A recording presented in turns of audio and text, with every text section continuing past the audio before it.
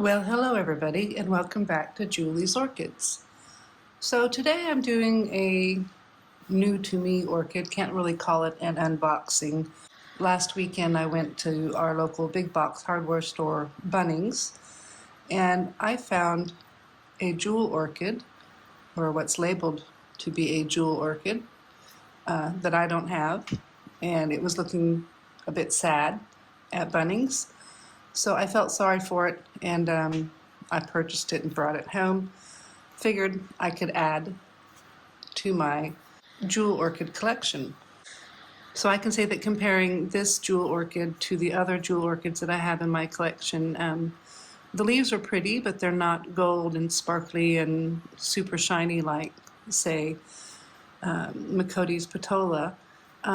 But this is still a jewel orchid, and it is Prescottia maculata, and like I said, I've had it about a week.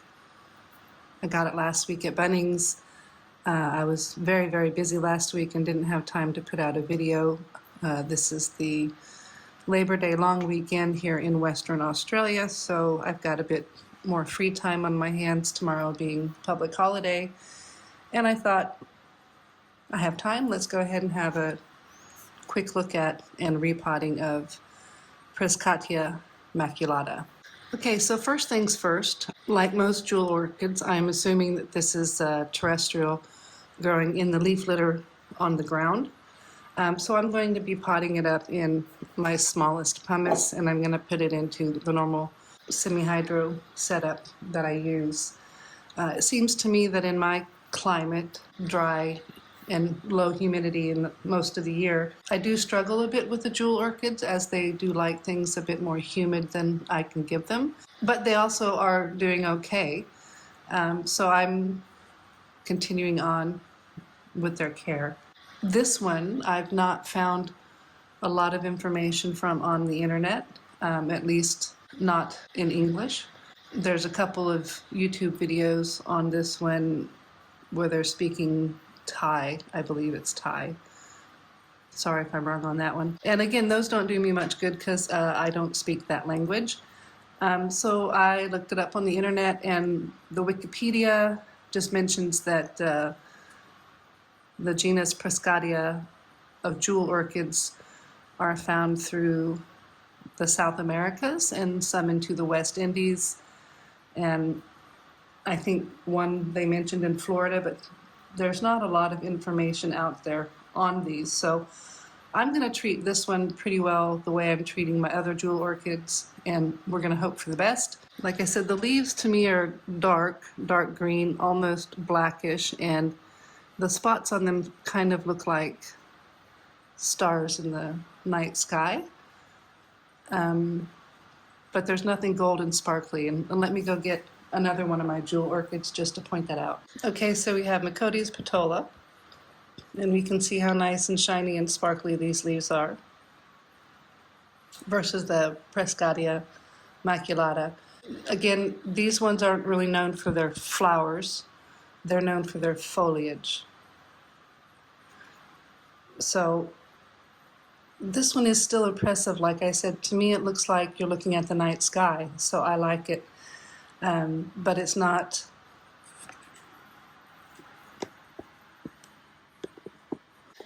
sparkly and golden. Now, as I mentioned, that I'm having some problems with my jewel orchids, and most of that is that their leaves curl if they don't get quite enough humidity.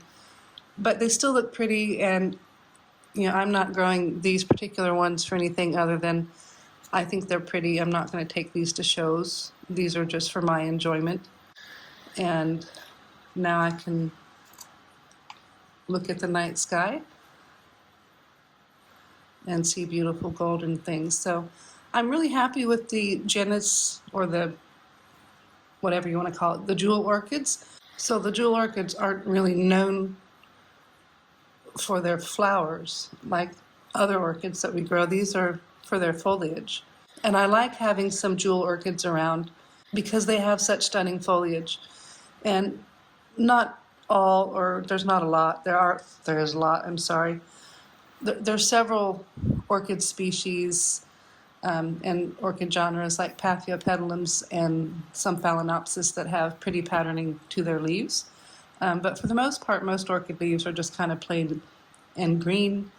So if you have a lot of orchids, you have a lot of green leaves, but at least if you throw in a couple of jewel orchids, you may not get the prettiest of flowers out of them, but they'll give you nice foliage to look at while you're waiting on your other larger plants to give you your stunning blooms.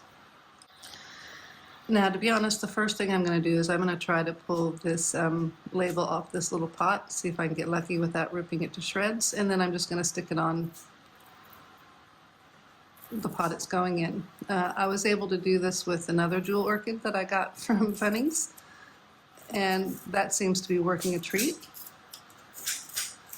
And then I don't have to use my plant labels. Like I said, these ones I grow for me, not to take to shows, not to do anything like that.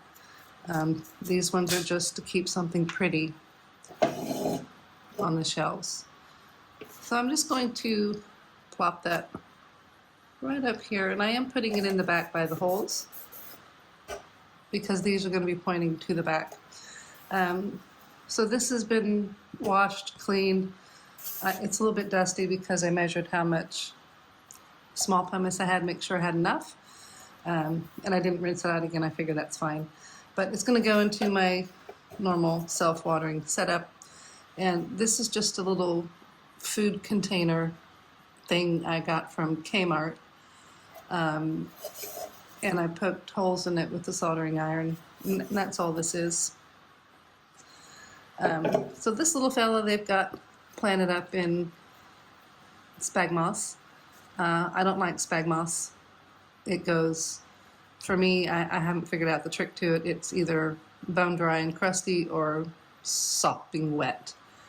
So I just get rid of it. Plus it's organic and it breaks down. And then you get fungus gnats and all sorts of little things, and I don't like that. We're moving completely to inorganic media here at Jewell's Orchids to help combat those issues.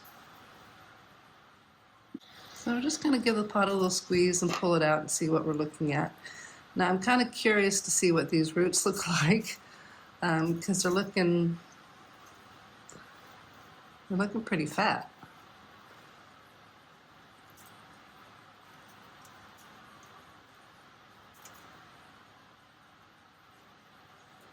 Okay, yeah, bugs.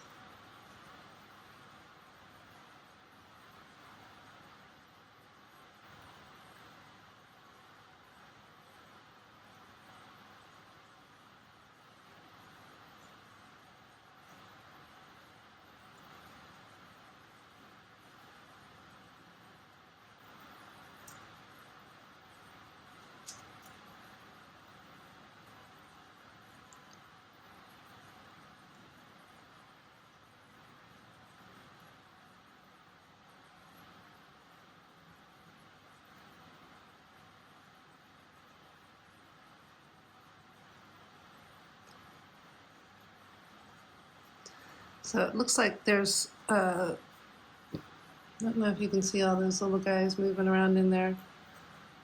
There's bugs in there. They look like Slater bugs, little roly-polies. And they seem to be in this really dark brown mix. So I'm going to do some pest control here. I'm going to take this over to the sink and I'm going to rinse these off and hope that I can get all this brown stuff off and those bugs that are living in this brown stuff away from my orchid. So I'm going to go do that right now, wash those bugs right down the sink, and we're going to give this pile a toss.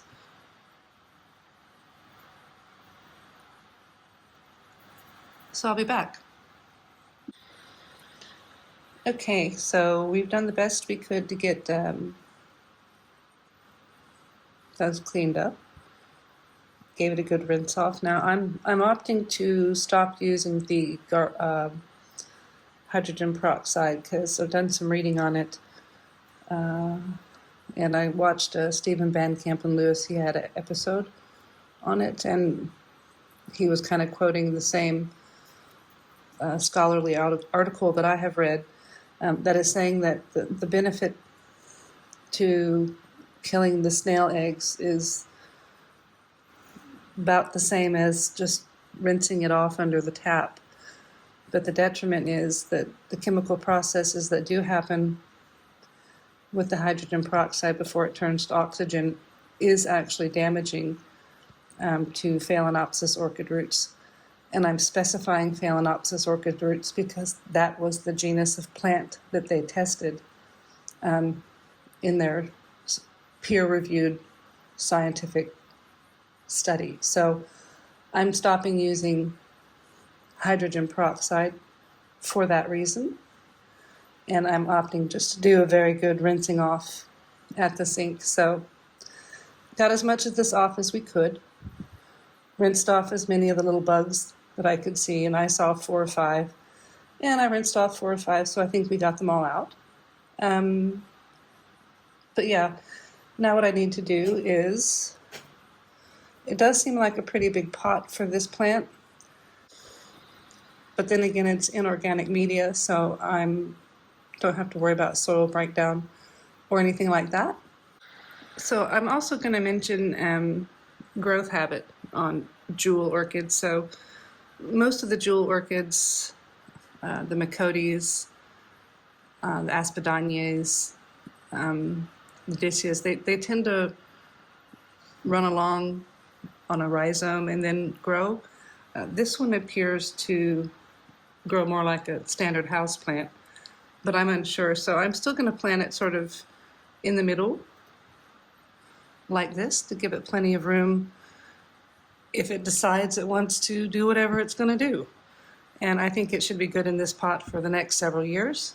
And that's the game here, not to bother them any more than you have to. And so that's why I'm using inorganic pumice. Now, the pumice that I'm using is very small size pumice, like 1 to 7 millimeters, and that's it. I do find to rinse the pumice off because it can be quite dusty, and if you don't rinse it off, I would suggest wearing a face mask.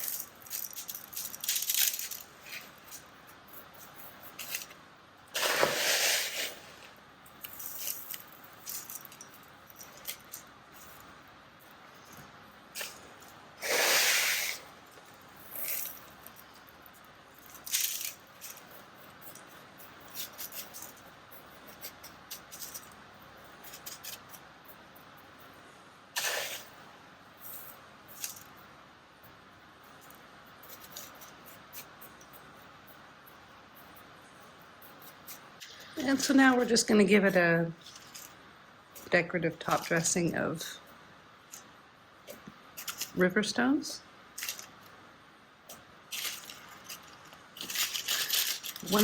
One thing I will say about pumice in this setup, the river stone so far is working really nicely for me to help sort of hold the pumice steady when you water, because I have found that it tends to move really easy out from underneath when you water.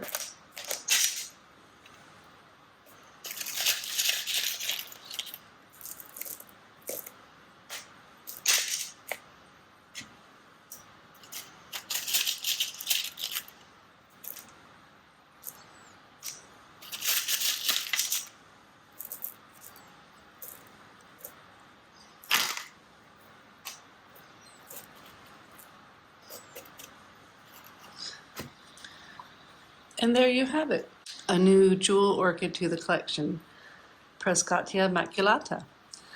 We're going to let this one sit in front of a fan to dry off because I got it quite damp. And it's going to continue to sit away from the other plants for a while, particularly since I did see the bugs in it. It will eventually make its way to its new home where the other jewel orchids are. So that's the video today. If you guys like the video, please give me a thumbs up. A subscribe would be great. And everyone have a great day. Bye.